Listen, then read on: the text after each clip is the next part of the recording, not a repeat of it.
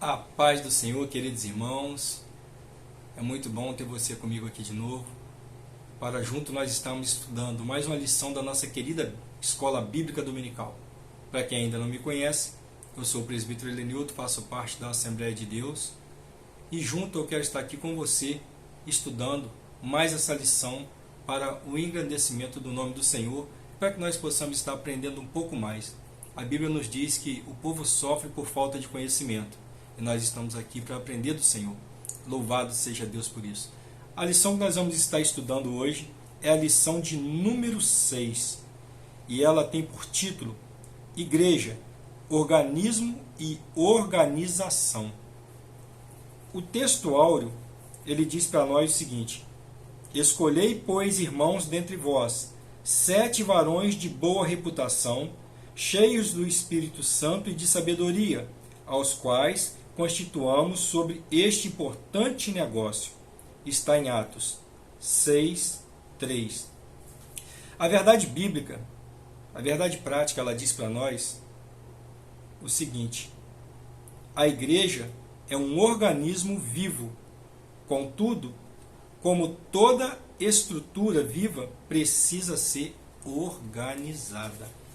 A igreja ela precisa de organização, né, irmãos? Nós bem sabemos que uma igreja desorganizada, ela não vai fluir, ela não vai crescer, né? A leitura bíblica, irmãos, em classe, ela encontra no livro de Atos, no capítulo 6, no versículo de 1 ao 7. Nessa lição, irmão, nós vamos ver de que forma a igreja se organizou ao longo dos anos.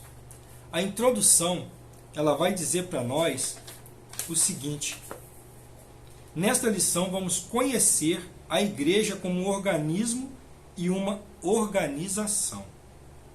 Isso nos ajudará a evitar os extremos. A igreja sem nenhum tipo de liderança visível ou uma igreja estruturada em um institucionalismo rígido que acaba por sacrificá-la. Olha bem, irmãos, que coisa interessante. A igreja, se ela for muito institucional, ela morre, ela não é boa. Mas, por outro lado, ela como um organismo vivo, se ela não tiver uma certa organização, também ela não vai funcionar. E nós vamos estar aprendendo isso hoje, através dessa lição que nós vamos estar estudando. Aqui na introdução ainda diz para nós assim: conheceremos também os 3 principais sistemas de governo adotados na tradição cristã ao longo dos anos e em qual ou quais deles a nossa igreja se enquadra.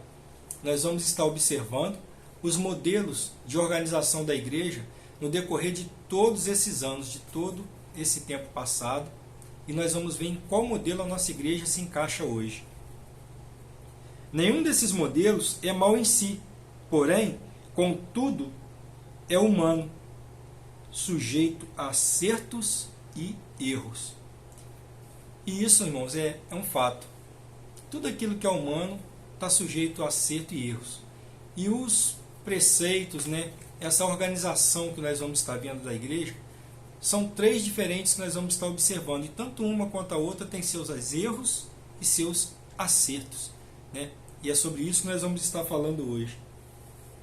A lição que nós vamos estar estudando, ela está dividida em 3 tópicos. O tópico 1, ele fala a estrutura da igreja cristã. Já o tópico 2, a igreja, um organismo vivo e organizado. E o tópico 3, o governo da igreja nas diferentes tradições cristãs. E cada um desses tópicos estão divididos em subtópicos, nós vamos estar falando sobre eles. O primeiro tópico aqui, a estrutura da igreja cristã. Tem como subtópico a igreja como um organismo. Um organismo é visto como um conjunto de órgãos que constitui um ser vivo. Irmãos, só aqui nessa primeira parte eu já achei algo muito interessante. A igreja é vista como um organismo. E o organismo ele é um conjunto de órgãos que constituem um ser vivo. nós somos tidos como corpo de Cristo. E como corpo de Cristo, nós fazemos parte de uma igreja viva. Cada um de nós, por menorzinhos que possamos achar que nós somos, né? Às vezes a pessoa pensa assim, eu sou tão pequenininho, não faço falta na igreja. Você está totalmente enganado. Você faz uma falta tremenda. Você é necessário para o bom andamento da obra de Deus. Você é necessário para o bom andamento da palavra de Deus, para o crescimento da igreja. Às vezes você pensa assim, eu não sou um pastor, não sei pregar, eu não sou um presbítero, não sou um diácono, eu não sou um músico, não sei tocar, e então eu não sirvo para trabalho. Então você está totalmente enganado. Totalmente. Você é muito importante. Deus, ele criou nós como um organismo, né? Cada fio de cabelo que nós possuímos, ele é importante, né? Cada dente, cada dedo, unha, cada unha. Arranca a unha para você ver a dor que você vai sentir. É assim que acontece quando um membro deixa a igreja sofre, sente dor. Por quê? Porque você faz muita falta. Você é muito importante. Eu costumo dizer que a gente, às vezes, pensa não ter importância. Mas a unha, por menor que ela seja, ela é muito importante. Às vezes você está num lugar, principalmente aqui onde a gente mora, a região de roça, entra um espinho no seu pé, ou na mão, seja lá onde for, você não tem nada com que tirar na hora. Se a sua unha estiver um pouquinho crescida, você vai ali e consegue arrancar aquele espinho com ela. Olha a importância.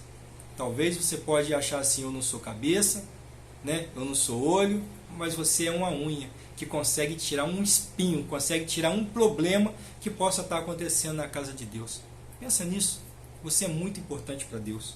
Vamos seguir em frente aqui com o nosso tópico, o número 2 aqui, né? O subtópico aqui no primeiro tópico, a igreja como organização. Louvado seja o santo nome do Senhor. A forma de organização da igreja primitiva era simples, todavia existia. Por exemplo, a igreja seguia a liderança centralizada dos apóstolos. Dessa forma, os apóstolos doutrinavam a igreja, cuidavam da parte administrativa, instituíam lideranças locais, reuniam em concílios, ou seja, eles reuniam para poder decidir as coisas. Por outro lado, precisamos diferenciar uma igreja organizada de uma igreja institucionalizada. A organização é saudável, o institucionalismo não. Por que, irmão? A gente precisa ter essa diferença. Por que a gente precisa separar e diferenciar uma igreja, né, organizada de uma igreja institucionalizada? Porque uma igreja organizada é uma igreja que segue uma liderança, é uma igreja obediente, uma igreja que está sempre seguindo ali os preceitos bíblicos. Já uma igreja institucionalizada, ela não é tão voltada para os padrões bíblicos, ela é mais voltada para coisas humanas. Ela fica muito assim, tipo uma organização social, vira algo social.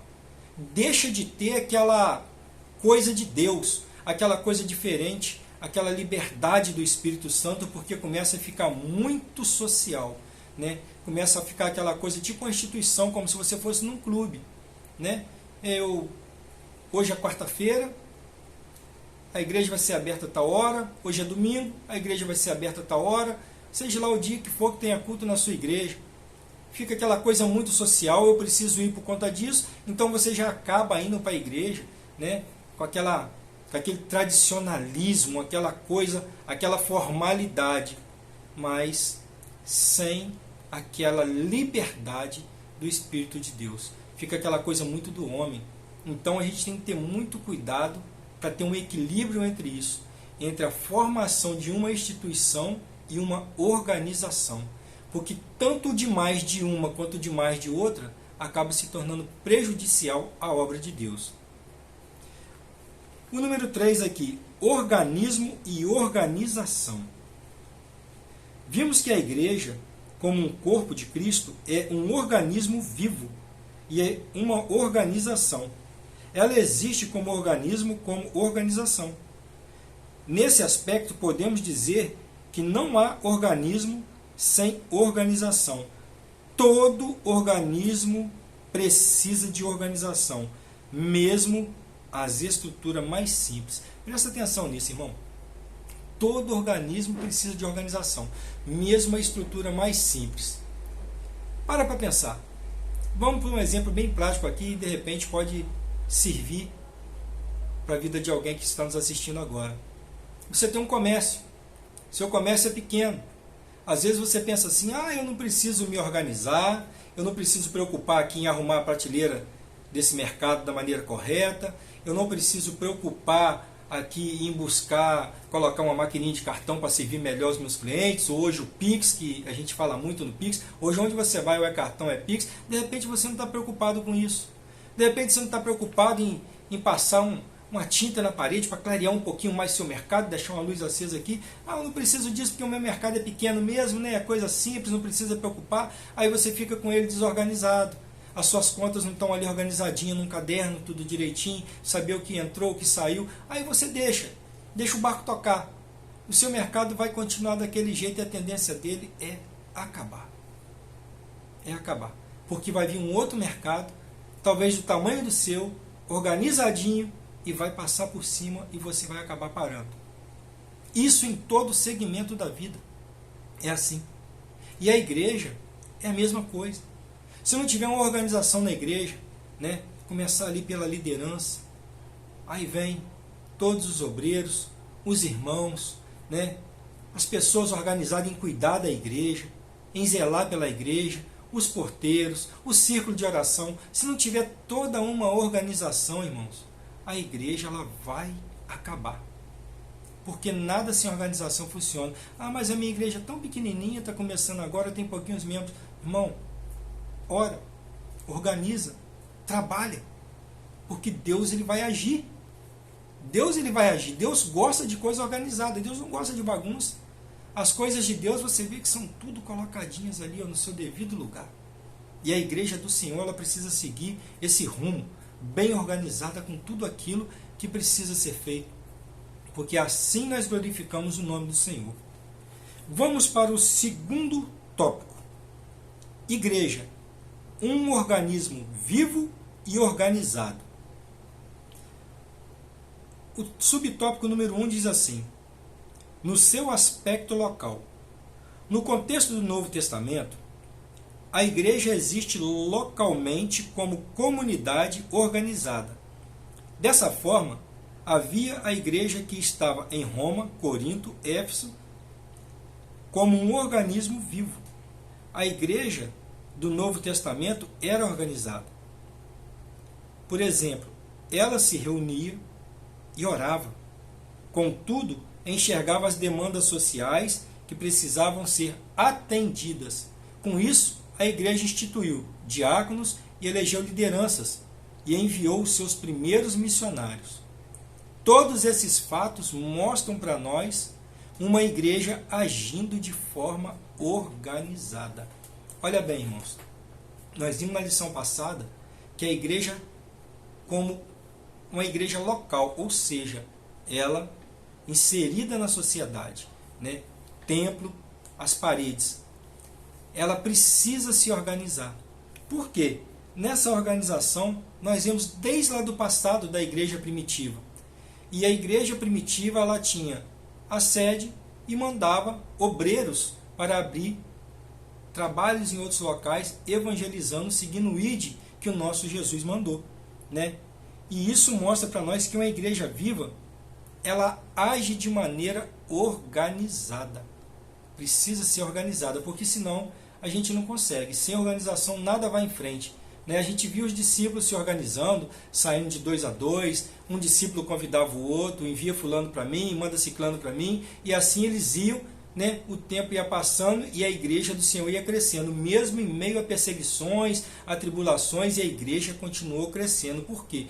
Porque sempre existiu organização no meio do povo, e assim deva ser no nosso meio. O segundo subtópico aqui, o número 2, no seu aspecto litúrgico e ritual. Toda igreja organizada possui liturgia e rituais. A organização, portanto, é necessária para uma igreja viva, uma igreja organizada, por exemplo, mantém a decência e a ordem no culto. Isso é muito importante, irmão. Manter a decência e a ordem no culto. O que é isso?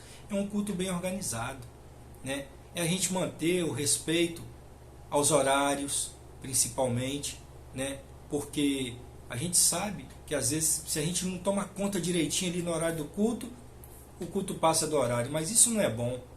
Às vezes tem alguém que precisa pegar um ônibus e tem um horário do ônibus, a pessoa encaixou aquele horário ali para ela pegar um ônibus para voltar para casa. Às vezes tem uma esposa que vem no culto e o marido não vem e ele fica em casa, ó, tá hora eu sei que ela vai vir e ela atrasa para chegar. E aí vice-versa e por aí vai. Coisas que às vezes a gente não observa e que passa assim, né, desapercebido, mas que pode trazer um certo transtorno para a igreja, né?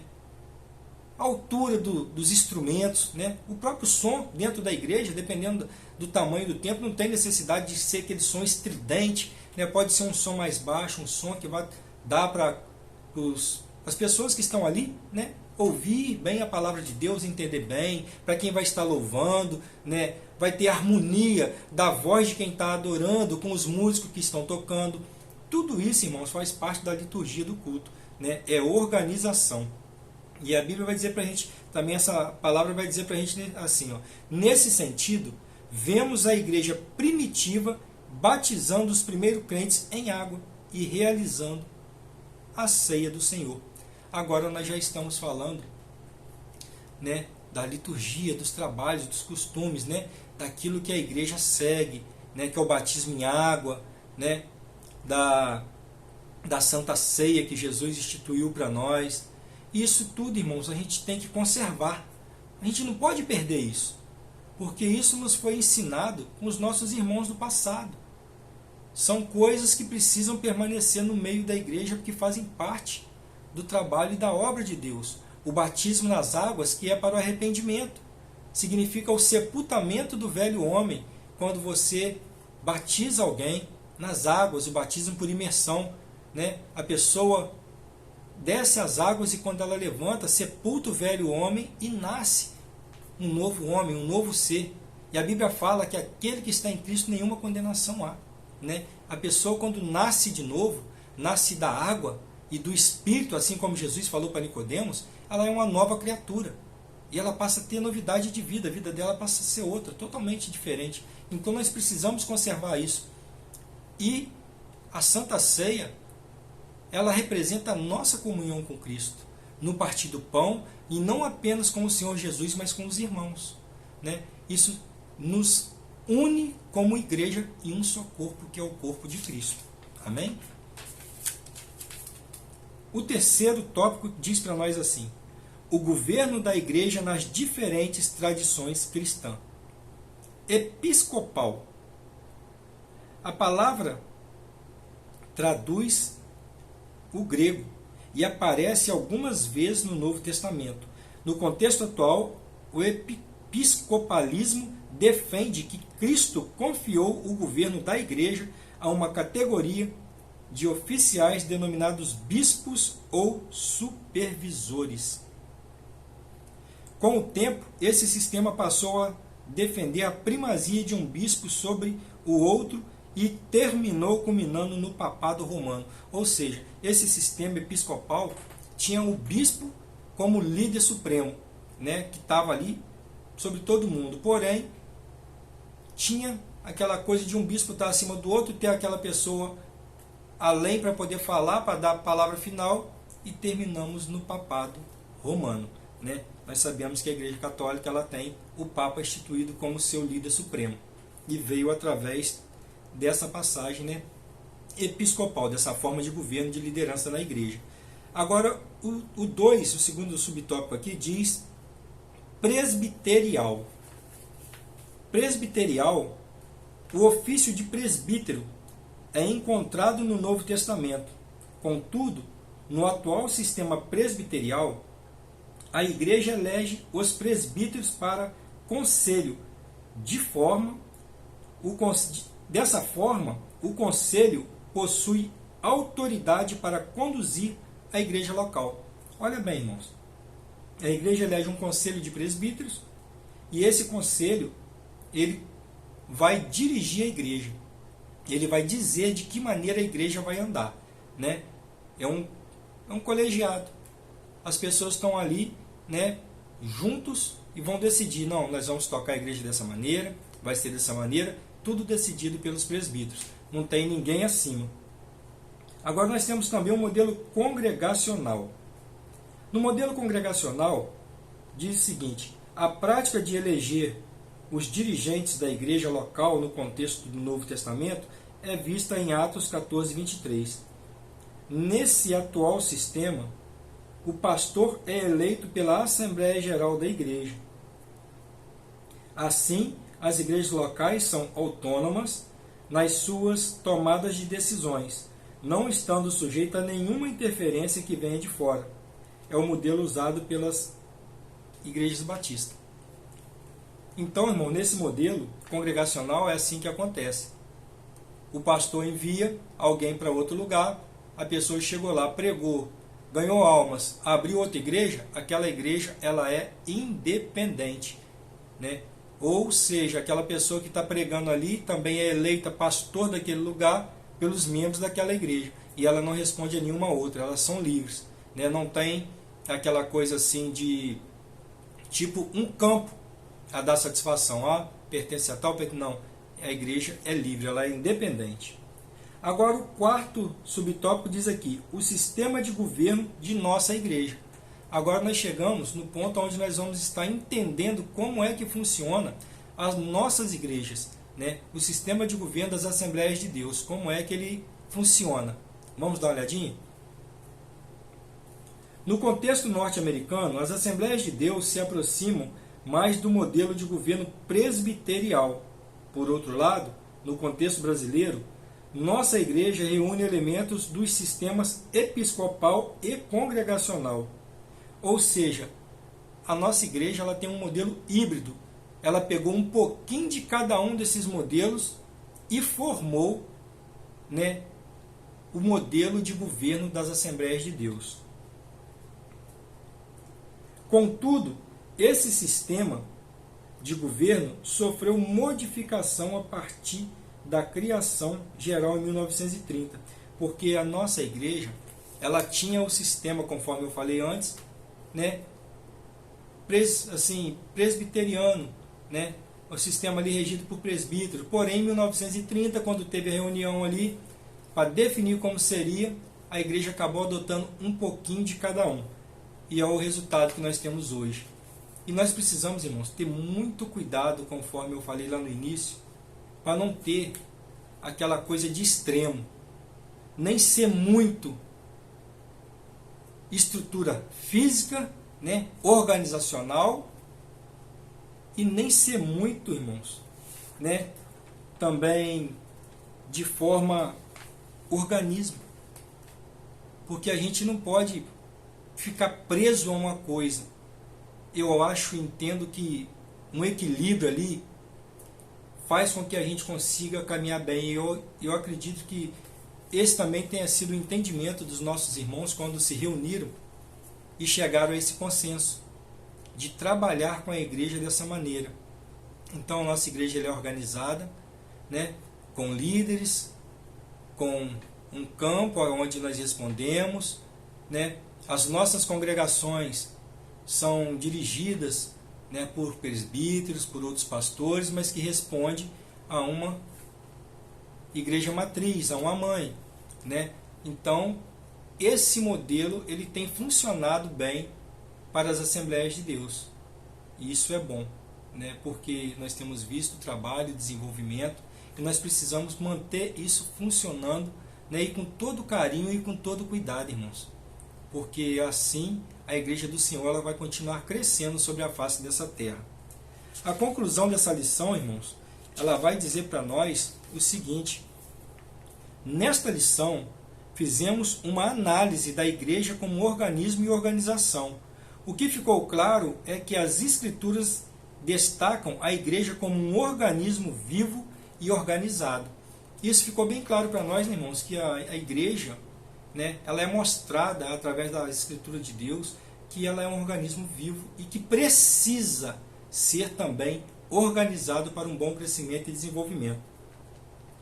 E diz aqui mais: ao longo dos anos, os cristãos têm procurado se inspirar no texto bíblico para regulamentar seus ministros e ministério. Que maravilha, né, irmãos? Nada melhor do que a gente procurar se basear na palavra de Deus para poder regulamentar os ministros, o ministério, e para fazer com que a igreja continue seguindo, com que a igreja continue caminhando. Nós precisamos ter esse entendimento para poder chegar até o final e alcançar a nossa vitória em Cristo Jesus. Para você que ficou até aqui, Deus te abençoe, te guarde, te guie na terra dos viventes e contribua com o nosso canal. Se você gostou da lição, se inscreva, deixa o like, porque isso vai nos ajudar muito, né, nesse trabalho, porque vai ser a divulgação, o YouTube vai entender que o conteúdo é bom e vai estar oferecendo para mais pessoas. Eu fico por aqui, que Deus te abençoe em nome de Jesus e até a nossa próxima oportunidade, assim querendo Deus. Muito obrigado e Deus te abençoe.